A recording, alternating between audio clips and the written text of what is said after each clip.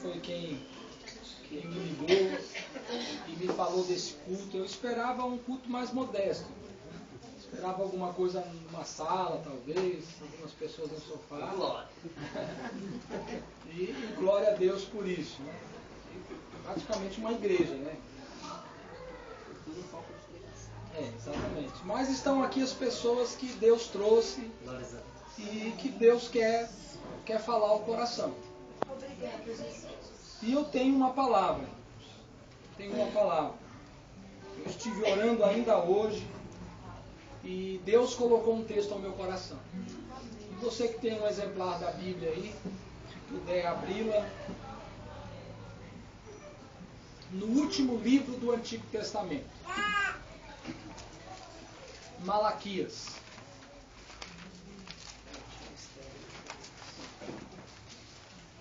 Eu serei sucinto, serei objetivo, serei muito breve nas minhas palavras.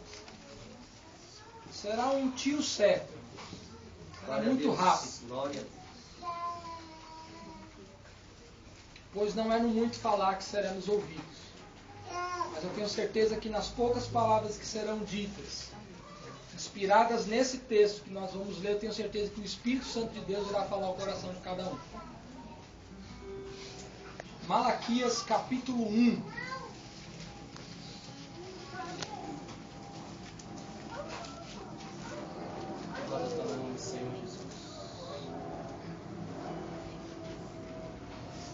Malaquias capítulo 1, versículo 2. Diz assim: Eu vos amei, diz o Senhor. Mas vós dizeis: em que nos amaste? Não foi Esaú, irmão de Jacó? Diz o Senhor. Todavia, amei a Jacó. Amém? Amém. Sinceramente, irmãos, quantos entenderam o que foi lido aqui? Quantos puderam compreender? Vamos ler de novo, irmãos? Glória a Deus.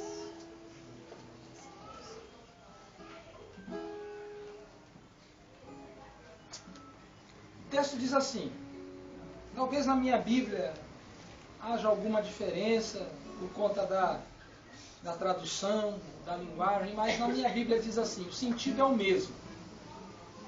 Eu vos amei, diz o Senhor. E vocês dizem, né? Ou vós dizeis, em que nos amaste? Aí Deus responde com uma outra pergunta. Não foi Esaú irmão de Jacó? Sim, mais do que isso, foram irmãos gêmeos. Mas todavia eu amei a Jacó. Tá? Esse é o texto. Glória a Deus, aleluia. Irmãos, um culto de ação de graça, e quando se fala de ação de graça, de um coração agradecido, quando se tem a ideia, e quando se tem a intenção de agradecer a Deus, é preciso que se diga, é preciso que se entenda, que só é possível agradecer quando há o reconhecimento. Não é possível agradecer se você não reconhece o benefício ao qual te alcançou. Você só agradece um benefício se você reconhece que houve um benefício. Se você não reconhece que houve um benefício, você não agradece. Então só é possível um coração grato quando se reconhece que houve um benefício. Parece simples, né? Parece simples, mas não é. Até para todos aqueles que estão aqui, que se dizem cristãos, e que professam uma fé, que professam o cristianismo, é difícil viver isso na prática. Teoricamente, reconhecer benefícios é muito simples, mas na prática, no dia a dia, no desenvolver da caminhada, no meio da trajetória, quando o calo aperta, quando as coisas não dão certo, e é aí então que surgem as dificuldades de se reconhecer o benefício. Então, a grande realidade hoje é que o ser humano em si, o ser humano, ele tem dificuldade de reconhecer os benefícios. E é interessante isso, porque quando se junta um grupo de evangelismo e a gente sai na rua para evangelizar, a primeira coisa que se diz é o quê? Quando você entrega um folheto, o que você diz para a pessoa? Jesus te ama. É a primeira coisa, é a abordagem. É a forma como você aborda as pessoas na rua. É a forma como você chama a atenção das pessoas. Independente dos problemas e das dificuldades que aquela pessoa esteja vivenciando, é interessante, você diz isso, você diz, Jesus te ama. Mas a grande realidade é que muitas das vezes nem nós acreditamos naquilo que estamos dizendo. Em determinadas circunstâncias, em determinados momentos das nossas vidas, nem nós acreditamos naquilo que estamos dizendo quando entregamos um folheto. Jesus te ama. Às vezes passamos por determinadas provas ou por determinadas lutas que até nós temos dificuldade de acreditar nisso. Jesus te ama. E é interessante que Malaquias, o profeta Malaquias, o contexto que envolve a história do profeta Malaquias, o pano de fundo que envolve a história do profeta Malaquias, ela se mistura com o nosso contexto nos dias de hoje. A nossa história se confunde com a história do profeta Malaquias, porque se fizéssemos uma análise global de toda a Bíblia Sagrada, iremos encontrar homens que marcaram história e tiveram experiências profundas e marcantes com Deus. Moisés foi o homem que tocou nas águas e o mar se dividiu. Isso não é mentira, isso aconteceu. Moisés foi o homem que um dia, cansado de ouvir a voz de Deus, ele disse, Senhor, não quero mais ouvir a tua voz. Eu quero ir mais além, agora eu quero te ver. E Deus disse a ele, Moisés, não será possível, porque se você me ver, você vai morrer. E ele disse, não importa, eu quero te ver. E Deus disse para ele, Moisés, se esconde na fenda da rocha. Quando eu passar, você olha. Imagine Deus passando, irmãos. Imagine Deus passando e Moisés escondido na fenda da rocha. A Bíblia diz que quando Deus passou, Moisés se levantou e viu Deus pelas costas. Moisés viu Deus. Outros nomes que podemos fazer menção nesta noite, como o rei Davi, que foi o homem segundo o coração de Deus, o rei segundo o coração de Deus. Aleluia. No Novo Testamento encontramos pessoas como o apóstolo Pedro, que a sua própria sombra era capaz de curar os enfermos. Encontramos nomes como o apóstolo Paulo. E há quem diga que se Jesus é a água, o apóstolo Paulo foi um encanador que estourou o cano e distribuiu a água pela face da terra. Então são nomes, são homens, são pessoas que marcaram história e tiveram experiências marcantes e profundas com Deus. Em épocas em que paralíticos se levantaram, cegos enxergaram, fogo caiu do céu, o mar se dividiu, Deus se mostrou presente através de nuvem, mas nos dias de Malaquias não. Nos dias de Malaquias nós não temos menção de paralíticos se levantando, de cego enxergando, de surdo ouvindo, de nuvem de glória descendo, de fogo descendo, da terra tremendo. Nós não temos relatos, experiências deste nível no contexto em que envolve o profeta Malaquias. E o que temos então neste contexto do profeta Malaquias? E por que ele se confunde com o nosso contexto? Porque hoje não é comum ver fogo cair do céu, não é comum ver paralíticos se levantando, ainda que isso aconteça, que nós sabemos que isso é possível e que Deus tem feito, mas Isso não é tão comum como um dia foi. E também o liame que existe entre o contexto de Malaquias e o nosso contexto é que nos dias de Malaquias, assim como nos nossos dias, havia uma apostasia, havia um distanciamento de Deus. As pessoas não se interessavam mais pela presença de Deus. Tanto que se você continuar desenvolvendo o texto de Malaquias, se você continuar a leitura, você vai encontrar palavras duríssimas de Deus. Ao ponto de Deus dizer, quem dera que houvesse entre vós quem fechasse as portas. Porque eu não suporto a oferta de vocês. A situação estava tão crítica, as pessoas estavam tão distantes de Deus, que Deus chega ao ponto de desejar, que Deus chega ao ponto de manifestar o seu desejo de que houvesse alguém que fechasse as portas do templo para que ele não pudesse suportar a oferta que era oferecida diante do seu altar. Tamanha apostasia, tamanho desrespeito. Em outro momento, ainda no capítulo 1 de Malaquias, Deus diz o seguinte: se o filho honra o pai e o servo ao seu senhor, se eu sou o pai, se eu sou o senhor, aonde está a honra para comigo? Então, nos dias de Malaquias era este o contexto, esta era a realidade dos dias de Malaquias. Mas é interessante que o texto começa dizendo: eu vos amei, eu te amo.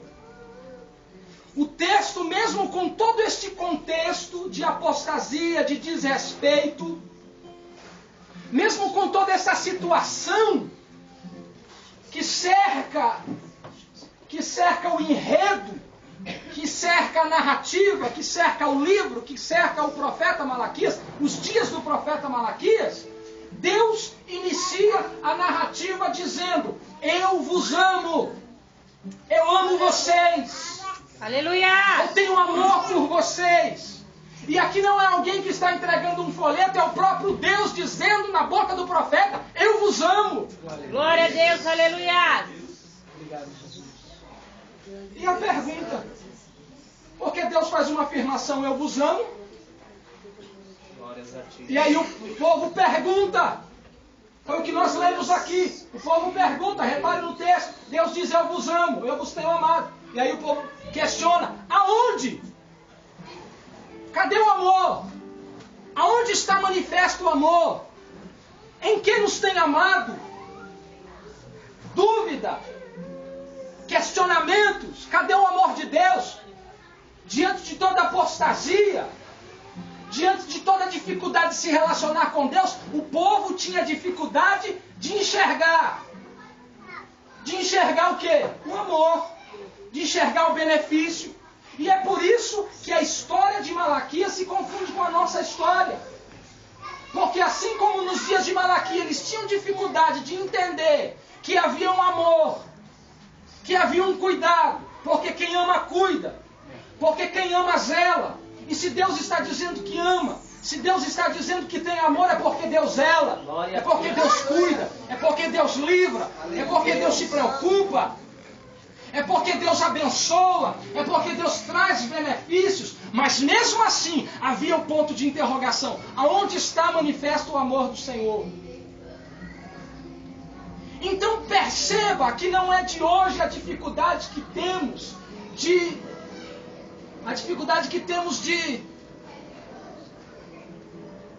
perceber o amor de Deus, de perceber os benefícios que Deus tem nos feito.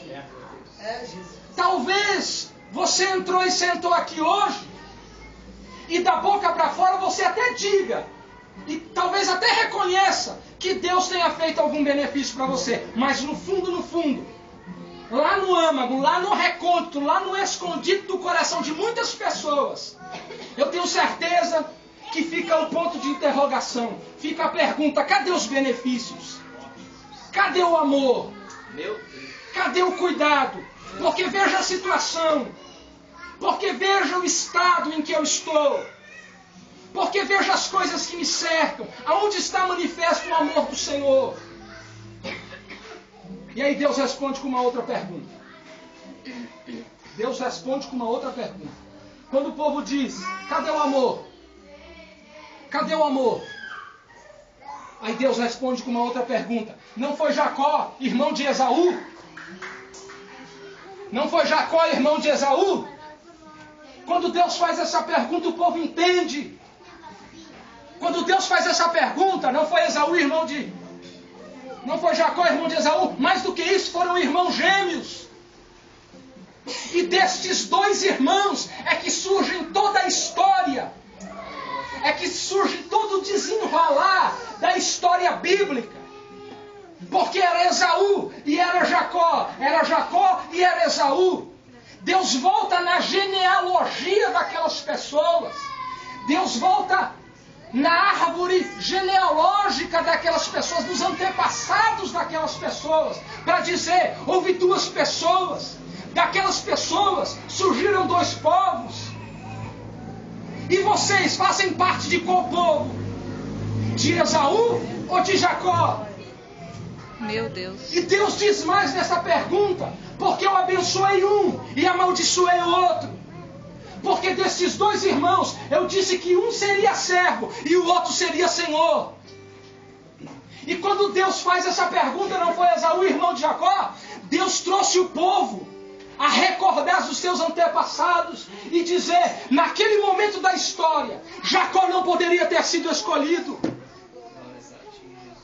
Na gênese da origem de vocês, vocês não poderiam ter sido escolhidos. Porque Jacó significa usurpador, enganador, ludibriador, aquele que usa de malícia, aquele que usa de engano. Esse é o significado do nome Jacó. E Jacó, de fato, a sua história, o seu currículo, as suas atitudes mostram que ele era o enganador, que ele era o usurpador. Tanto que no seu nascimento a Bíblia Sagrada diz que quando as crianças nasceram, nasceu primeiro Esaú, e em seguida nasceu Jacó agarrado no calcanhar do menino. A impressão que dava é que Jacó queria trazer o menino de volta para poder nascer primeiro. A mãe, vendo aquilo, colocou o nome do menino de Jacó, de usurpador, de enganador, de ludibriador. E desse Jacó saiu um povo. E desse Esaú saiu um povo. E aqui a Bíblia Sagrada, quando Deus responde à pergunta do povo, aonde está o amor para comigo, Deus diz o seguinte, não foi Esaú irmão de Jacó? Esaú não tinha todas as qualidades para ser escolhido como povo santo, como povo escolhido, como povo meu, mas todavia eu amei a Jacó. Mas todavia eu escolhi a Jacó. Mas todavia eu escolhi o usurpador, o enganador, o ludibriador, para transformá-lo em Israel, para transformá-lo de usurpador para príncipe de Deus. Aleluia! Porque de Jacó saiu a nação de Israel. De Jacó saiu a nação de Israel. Quando Deus diz isso, irmãos, quando Deus diz isso, eu costumo dizer o seguinte, que quando Deus responde uma pergunta, quando Deus te responde uma pergunta, minha irmã, meu irmão, Deus te responde ao coração. Deus não vai te responder aos teus ouvidos. A resposta de Deus não vai ser para agradar os ouvidos, mas a resposta de Deus vai ser ao coração. Porque quando Deus faz essa pergunta e dá essa resposta, Deus estava dizendo àquela nação, quem vocês eram? Olha para a gênese de vocês, se vocês tinham condições de serem escolhidos. Olha para o antepassado de vocês, veja se vocês mereciam estar aqui hoje.